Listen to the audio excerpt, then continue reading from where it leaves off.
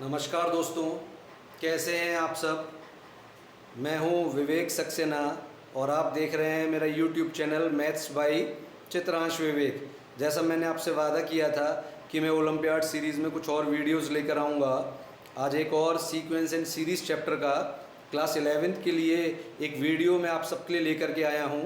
आइए देखते हैं किस तरह से इस क्वेश्चन को और इस प्रॉब्लम को हम सॉल्व करेंगे।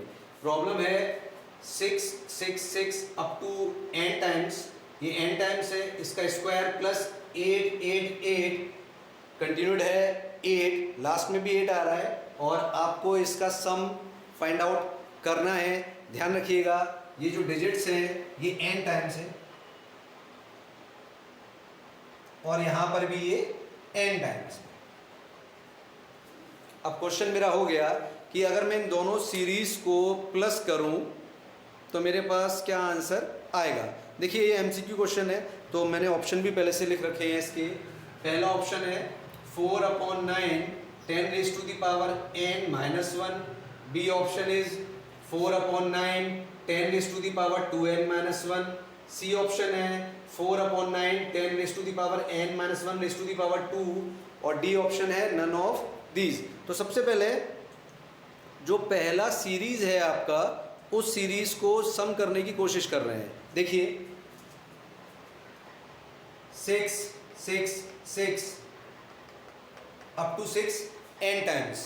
तो यहां पर अगर मैं इस सीरीज को एक्सपेंडेड फॉर्म में लिखने की कोशिश करूं तो मैं इसे क्या लिख सकता हूं, 6 into 10 raise to the power 0, क्योंकि ये यूनिट प्लेस पर है। अगर आप इस तरह से देखें यहाँ पर, अगर आप राइट टू लेफ्ट जाएं तो यहाँ पर इससे पहले जो 6 आएगा, सपोज करिए मैं यहाँ पर एक 6 मान लूँ तो इसको आप लिख सकते हैं 6 into 10 raise to the power 1। अगला 6 जो होगा वो 6 इंटू 10 टू द पावर 2 हो जाएगा। और इसी तरीके से अगर मैं प्रोसीड करूँ तो जो मेरा लास्ट का 6 आ रहा है जो कि आपको यहाँ दिखाई दे रहा है, ये हो जाएगा 6 into 10 raise to the power n minus 1। अब इसको आपने n माइनस 1 क्यों लिखा है, क्योंकि अगर आप ध्यान से देखें तो आपकी सीरीज 0 से शुरू हो रही है और अगर 0 से हम n माइनस 1 तक टर्म्स को काउंट करेंगे तो मेरे पास टोटल n टर्म्स ही आएंगे। ठीक है, यहां पर इस सीरीज को सॉल्व करें तो 10 रेज टू दी पावर 0 आपका 1 हो जाएगा। तो इसको मैं ले लिया, मैंने यहाँ से 6 कॉमन लिया है तो यहाँ पर 1 आ गया, यहाँ पर 10 रेज टू दी पावर 1 आ गया, फिर 10 रेज टू दी पावर 2 आ गया और लास्ट का आपका टर्म आएगा 10 raise to the power n minus 1।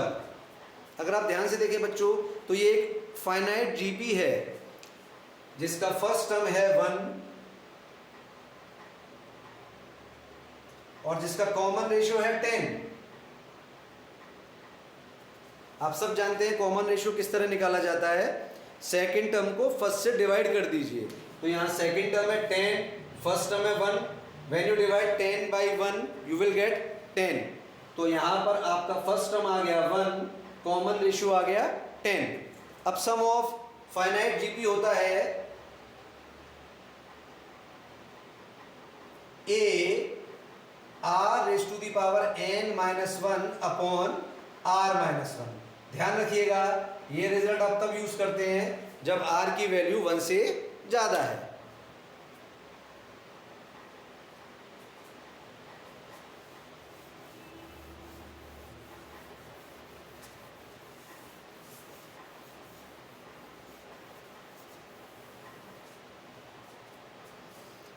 इसमें आप वैल्यूज को पुट करिए तो यहां पर आपका जो सम आएगा वो हो जाएगा a की वैल्यू 1, r की वैल्यू 10,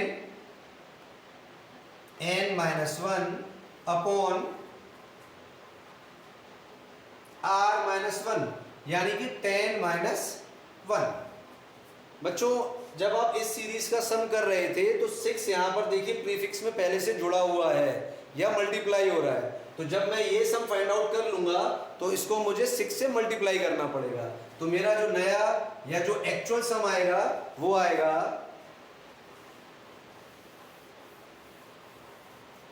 ये जो सम आया है ये इस ब्रैकेट का सम आया है, और ये किससे मल्टीप्लाई हो रहा था? 6 से। तो ये हो जाएगा 6 time 10 to the power n minus 1 upon 10 minus 1 यानी कि 9। इसको आप लिख सकते हैं 6 upon 9 10 raise to the power n minus 1। इसको फर्दर सॉल्व करेंगे, 3 2 जा 6, 3 3 जा 9, 10 raise to the power n minus 1। यानी कि जो मैंने सीरीज ली थी उसका सम अगर आप देखें तो मेरे पास आ रहा है 2 upon 3 10 raise to the power n minus 1।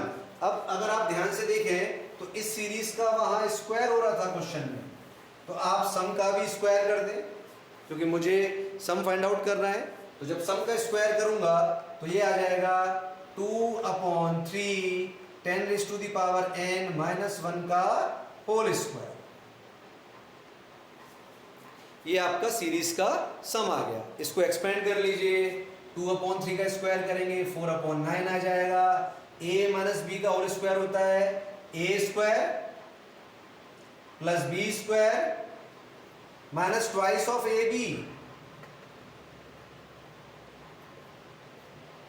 इसको अरेंज कर लीजिए, 4 upon 9 10 raise to the power 2n minus 2 times 10 to the power n plus 1।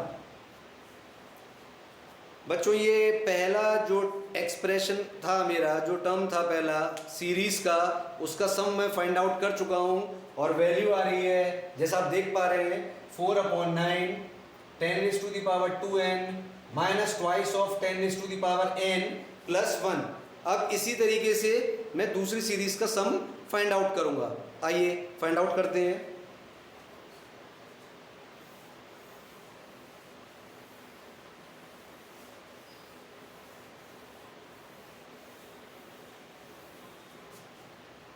मेरी दूसरी सीरीज थी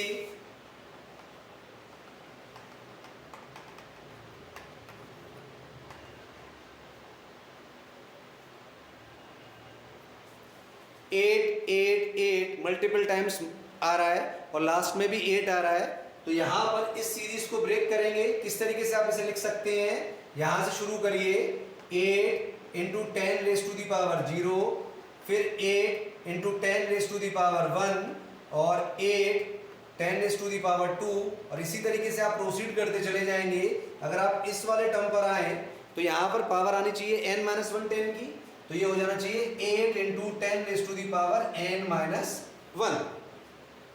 बच्चों यहाँ से 8 को कॉमन लीजिए तो आपके पास आ रहा है 10 raise to the power 0 plus 10 raise to the power 1 plus 10 raise to the power 2 up to 10 raise to the power n minus 1।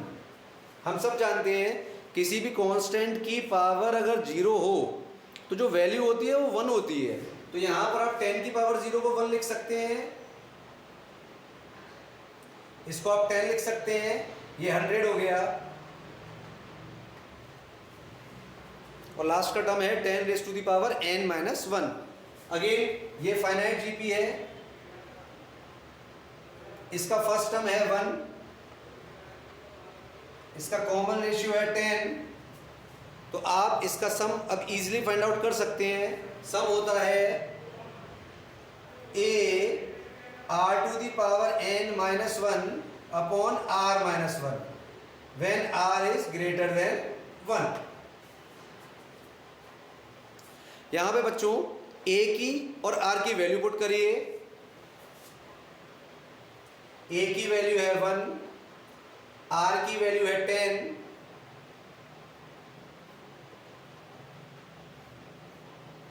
और ये आ रहा है 10 raise to the power n minus 1 upon 9।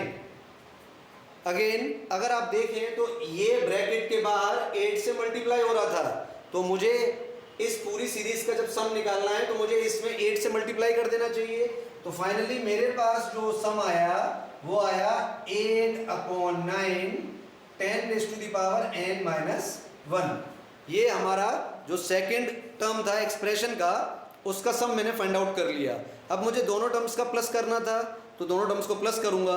तो देखिए मेरे पास फाइनली वैल्यू क्या आएगी?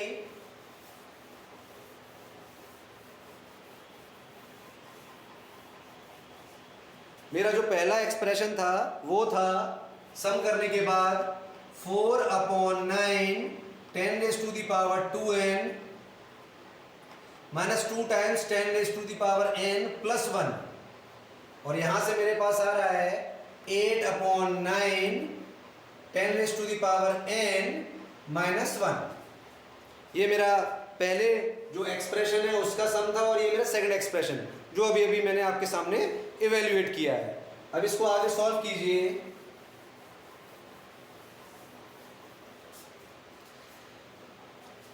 यहां से 4/9 आप कॉमन लें तो आपके पास बचा 10⁻² minus twice of 10⁻n plus 1, और यहां से जब आपने 4/9 कॉमन लिया तो 2 बचेगा, 2 का अंदर मल्टीप्लाई कर दें तो ट्वाइस ऑफ 10⁻n माइनस 2।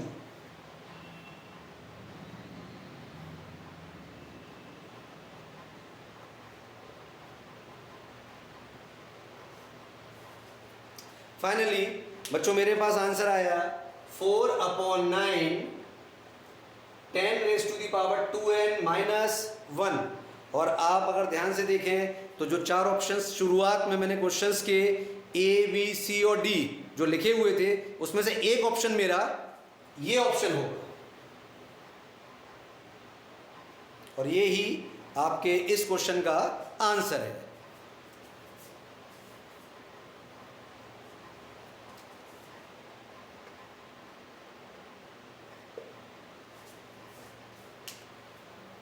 बच्चों मैं उम्मीद करता हूँ कि ये जो वीडियो मेरा सीक्वेंस एंड सीरीज़ पर बेस्ड क्वेश्चन मैंने आज आपके साथ डिस्कस किया, ये आपको समझ में आया होगा। अगर आपको ये वीडियो मेरा पसंद आए तो इसको शेयर, लाइक और सब्सक्राइब मेरे चैनल को ज़रूर कर दीजिएगा। मिलता हूँ आपसे नेक्स्ट वीडियो में, तब तक के लिए नमस्कार।